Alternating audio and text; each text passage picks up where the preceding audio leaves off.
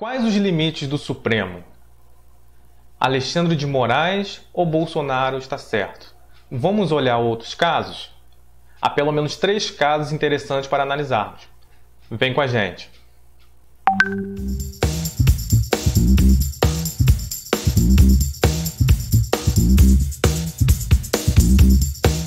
Olá, aqui é o professor Tiaron Borba. Peço já, inscreva-se no canal, dê o seu like e compartilhe o conhecimento do Balanço Crítico. A gente vai avaliar nesse vídeo a questão que envolve Alexandre de Moraes, Bolsonaro, na questão da direção da Polícia Federal, por ramagem. Antes de entrar na discussão propriamente desse tema, vamos pensar como é estruturado o poder no Estado brasileiro. O Estado brasileiro ele é fortemente influenciado, como outros governos ocidentais, pela ideia de divisão dos poderes. Essa é uma ideia que vem lá da passagem do século XVI, a passagem do século XVII para o XVIII, com o Barão de Montesquieu. O Barão de Montesquieu vivia no contexto das monarquias absolutas. Quer dizer que o rei, o soberano, ele unificava os 3 poderes. O executivo, que é responsável por administrar o Estado, a governança, o legislativo, elaborar leis, e o judiciário, o julgar. Não quer dizer que naquela época não existisse legisladores e juízes, mas significava que o rei detinha muito poder. E a proposta do Montesquieu era que a divisão dos poderes limitasse esse poder real. Quer dizer, ele está anunciando as formas democráticas que nós temos hoje. O sistema que a gente conhece nas democracias de maneira geral, sistema de freios e contrapesos, que é um poder limitar o outro. Então, o Montesquieu está apontando para isso. Olha, a gente tem que dividir os poderes para que um limite o outro, para que, nesse momento, no momento da divisão dos poderes, a gente tenha o quê? Uma maior democratização do poder, que não existam excessos, que, pelo menos, você contemple as vontades das maiorias. E é nesse sentido que a gente tem que pensar um pouco em relação ao caso do Bolsonaro. Mas tem outra questão que Montesquieu não previu e que é presente na democracia brasileira. A questão do voto. A gente teve uma universalização do voto no mundo ocidental. Então, a gente tem que pensar o seguinte: até onde as instituições podem limitar a vontade popular de uma liderança eleita? Bolsonaro foi democraticamente eleito. Ele tinha o poder, ele tem o poder constitucional de indicar o chefe da polícia, o diretor da Polícia Federal. Será que Alexandre de Moraes poderia? Será que o Bolsonaro ele tem algum problema específico ali, objetivamente, que ele não possa indicar? Acredito que não. Vejam bem, o Ramagem ele tem um histórico, parece que exemplar na Polícia Federal.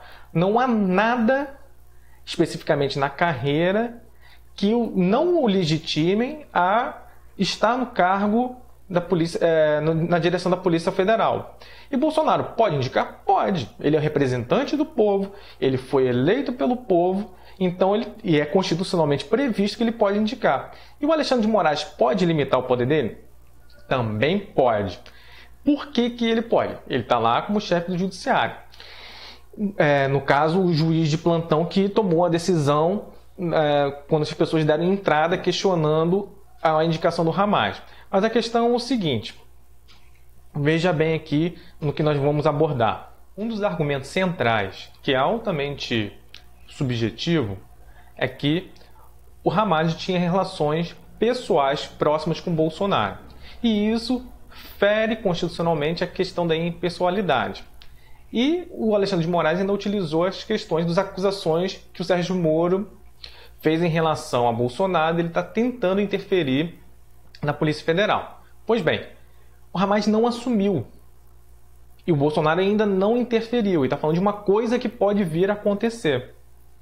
Então, prestem bem atenção. Qual indicação a cargo de primeiro escalão do governo, seja ele municipal, estadual e federal, que a pessoa não tem uma relação próxima, pelo menos de confiança, ou foi indicado pelo partido? No caso de Bolsonaro, foi ter uma relação próxima com ele na época da campanha, com o do Ramagem. Ramagem fez a sua segurança. Aí a gente tem que ver outros casos. que não foram impedidos e outros que foram impedidos. Que, na verdade, nos impedimentos a determinados cargos, o que se fez foram o quê? Constrangimentos políticos do judiciário à política. Quer dizer, a gente vive um fenômeno de judicialização da política. A gente precisa deixar na democracia a política também se resolver por si própria. A gente precisa deixar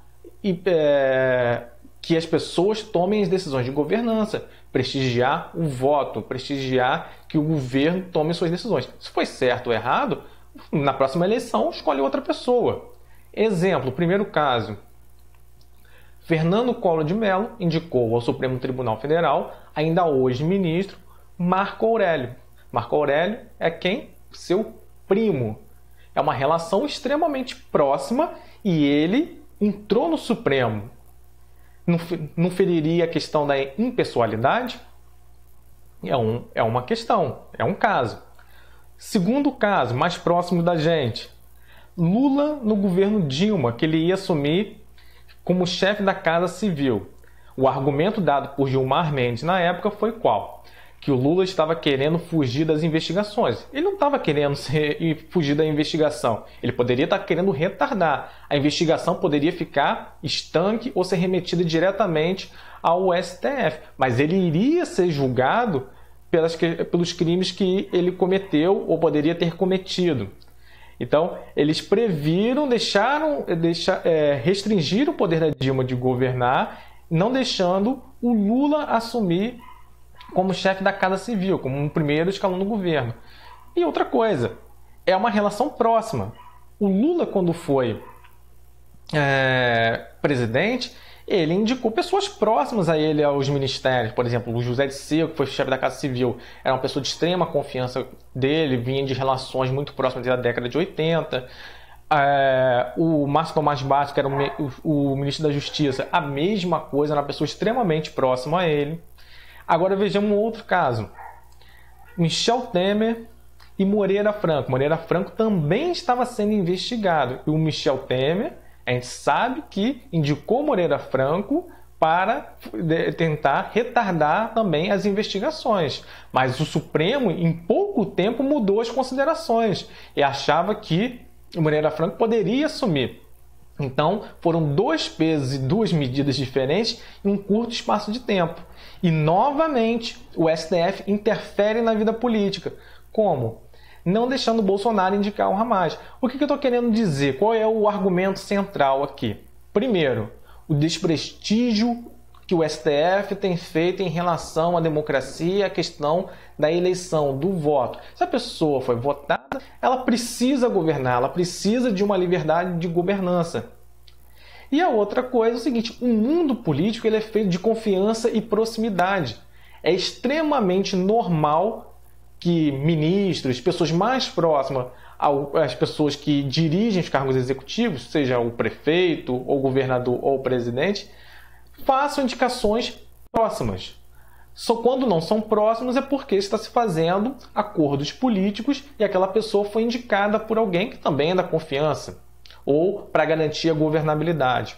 Então, essas são as duas questões centrais. Você falar de impessoalidade, diferir a impessoalidade, é um argumento extremamente vago, extremamente subjetivo. O que significa nesse momento o Alexandre de Moraes está tomando essa decisão é a judicialização da política. A gente precisa fortalecer a democracia e prestigiar o voto e as decisões de governança. Se você não acha que essa decisão do Bolsonaro é boa, tem que usar as formas de contestação pública próprias da democracia, que é você questionar o governo, você pressionar o governo e não votar nele na próxima eleição. Então, a questão não é de certo ou errado. Eu estou oferecendo aqui a você um outro ponto de vista. Qual é a sua opinião? Comente aqui embaixo. Até a próxima.